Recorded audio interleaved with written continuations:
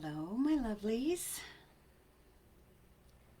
I'm going to wait a minute or two to make sure that this live is happening, and I think we're good. Thank you for joining me again for Body Mind Mondays, where we are going to explore the thought pain connection.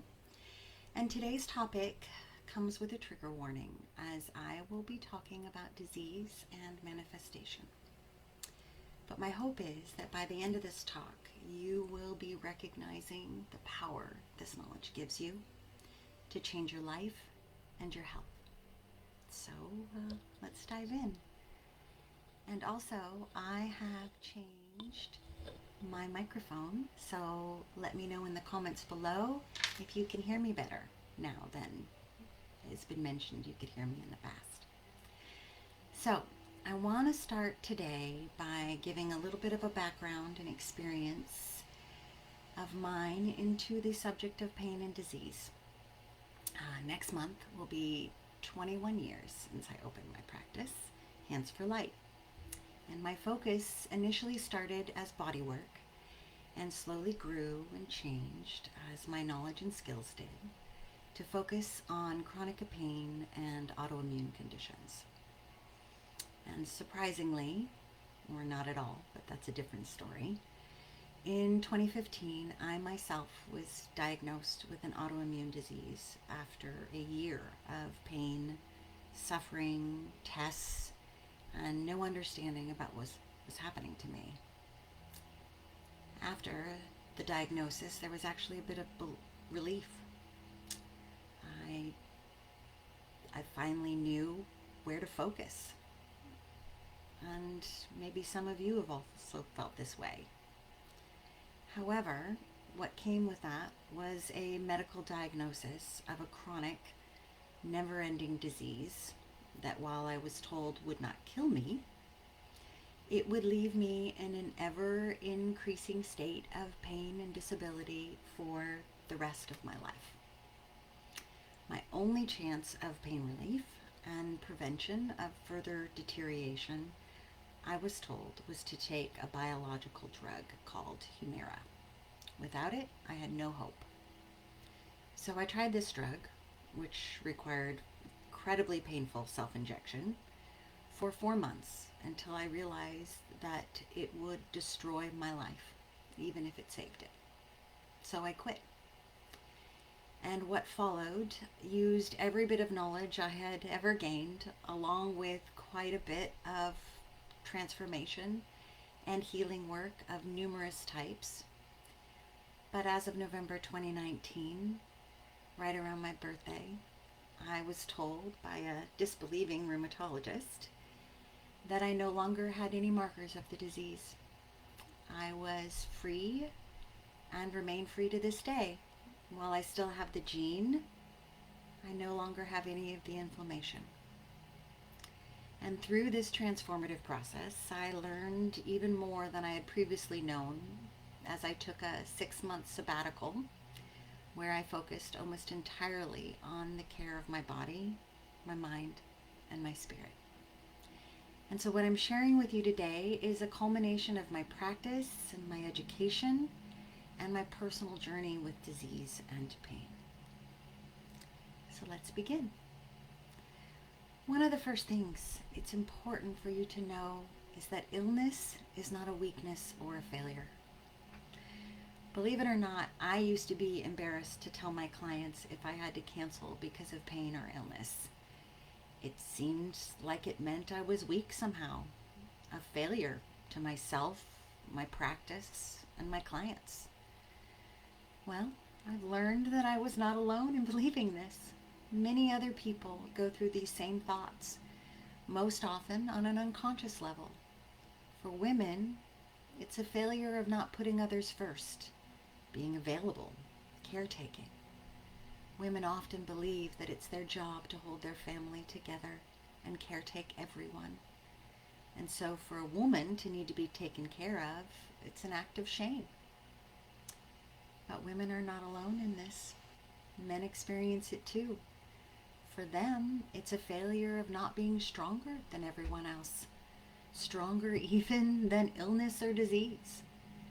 And this is what causes many men to avoid and deny and ignore chronic pain or signs of illness until it becomes something that everyone else sees and can no longer be ignored.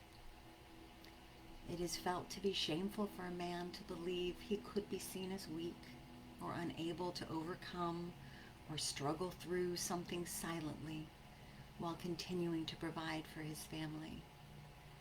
So to repeat, illness is not a weakness or a failure. So then what is it, you ask? Well, it can be a culmination of a lot of things, but those that are under my personal purview are a disconnect between who and what you're meant to be and your soul's purpose, if you will, and where you are in your life. And this contrast causes conflict, which can cause disease. Why? Well, because of the benefits of illness. So let's talk about that next. For the purposes of this following discussion, I will be referring to illness as anything from a flu to an undiagnosed acute condition that can last weeks or even a couple of months before healing. And disease will be something that has been diagnosed and is chronic, lasting for longer than 6 months, that limits and causes changes in your life.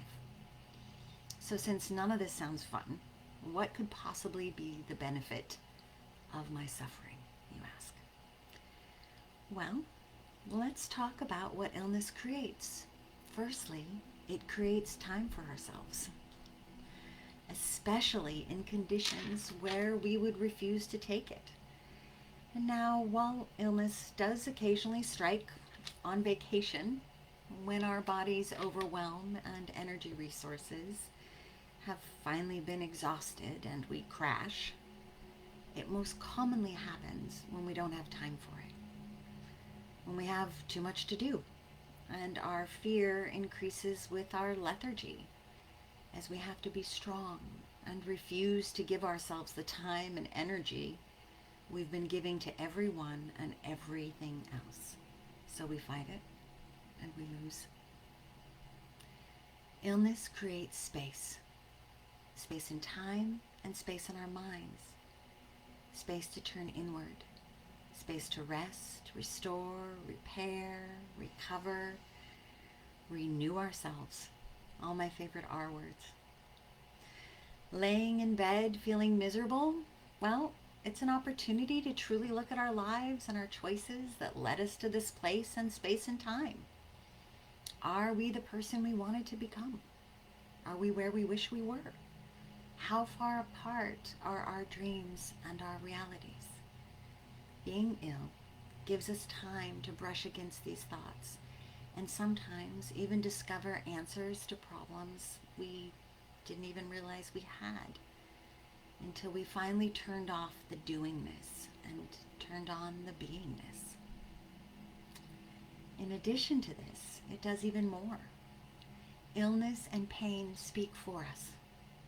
They say no in a way that can't as easily be overlooked by those around us that might not take our no's at face value.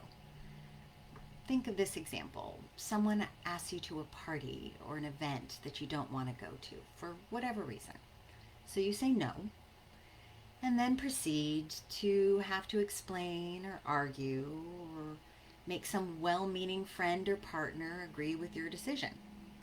Now, imagine this same scenario, but instead of just saying no, you say, oh, I can't, I've got back pain, or oh my God, my knee is killing me, or I'm coming down with the flu.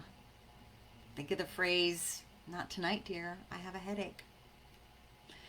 Now, even the most aggressive of friends will likely let this go without an argument and instead offer us sympathy. Look at the difference.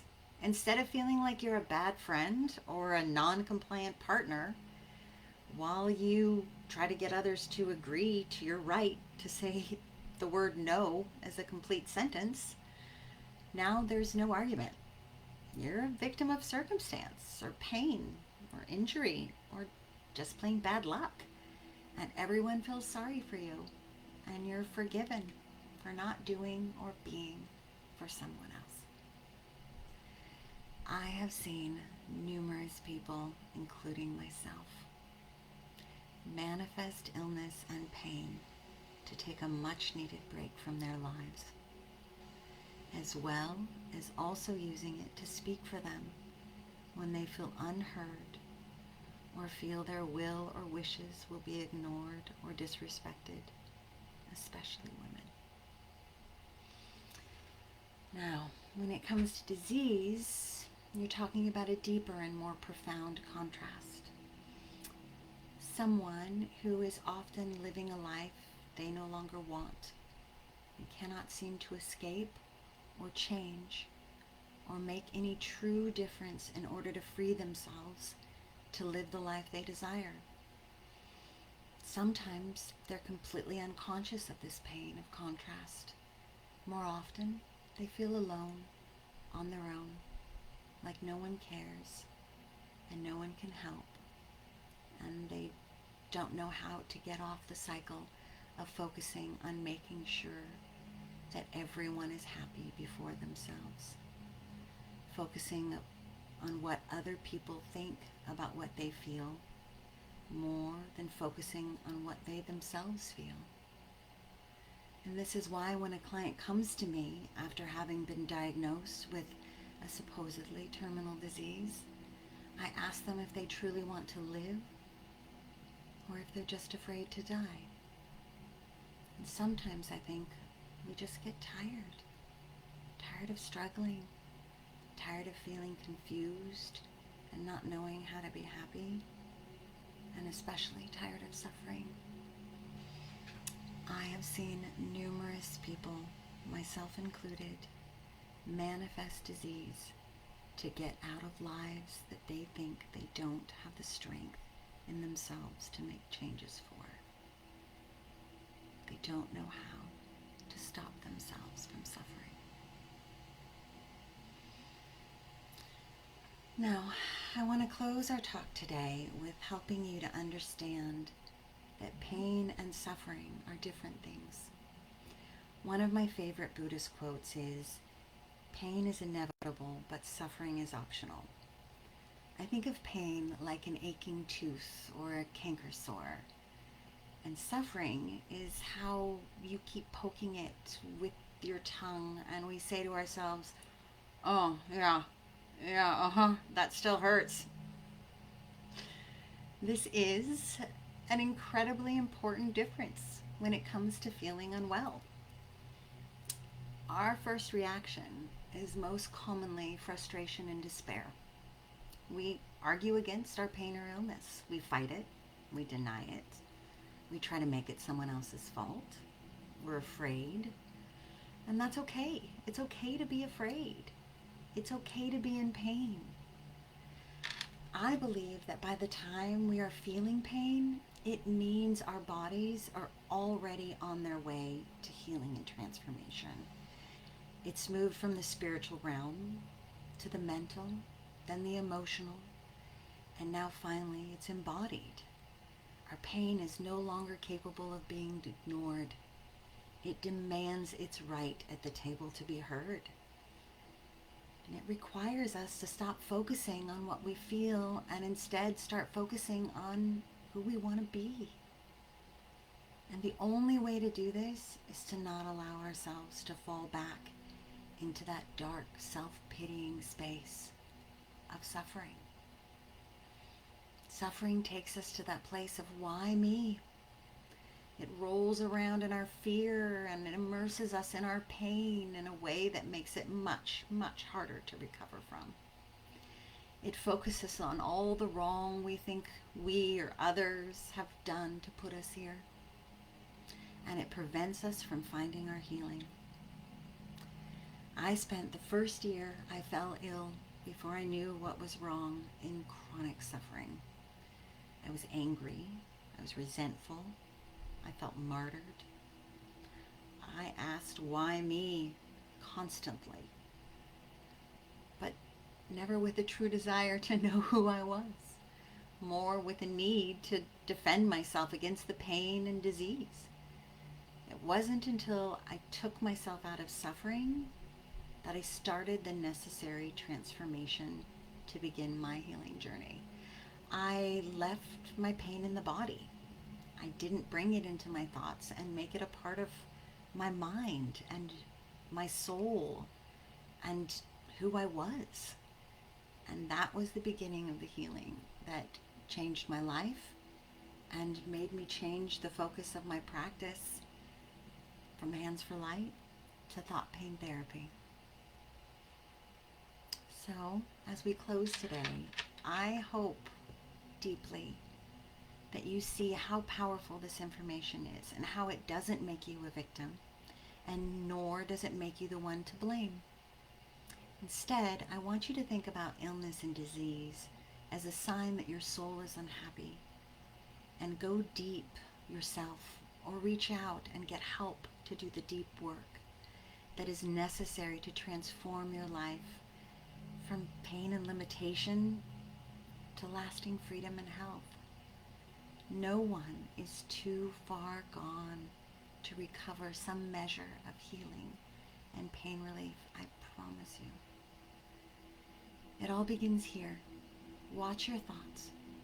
Stop focusing on things you want less of, and start focusing on what you want to manifest in your life to the exclusion of all else. Now, that doesn't mean if it hurts to walk across the room, you act like it doesn't. It means that you treat it as a state of being, and you give more attention to what's on the other side of the room awaiting you. Find whatever joy resides in your life and let it lead you to heal. And if you need help, I'm here. I love you. And wherever you are, you're okay. And now, in this new moment, you can become better. And that's it for today. Before I go to the comments, I want you to know that if you want more information on beingness and doingness, or yin and yang, as I mentioned previously, you can watch episode 5 on shoulders in the Body Mind series if you want more explanation of those terms. So let's go to the comments and see who's on today. Hello, my friends. Hi, Karma. Oh, I'm so glad you could be here, Hannah. Hi, Laurel. Illness is not a weakness or a failure. I think this quote is so important. It truly changed my life to realize that I was not somehow weak or wrong to be sick. I've noticed that I always get sick whenever I seriously need a break from life, even when it feels like I don't. Yes. And when I was young, I did not understand that until I got a lot older, and I realized that if I didn't handle what I was going through and make time for myself, then I would get sick, because it would make sure that I took time. No. Hannah says, me too. It's a call to slow down and take care of our minds and bodies. Yes.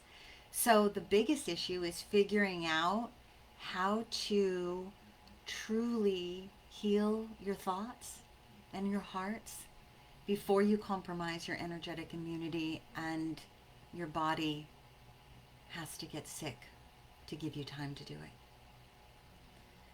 Emily says, I wish we didn't have sick leave at work. Just leave would be great.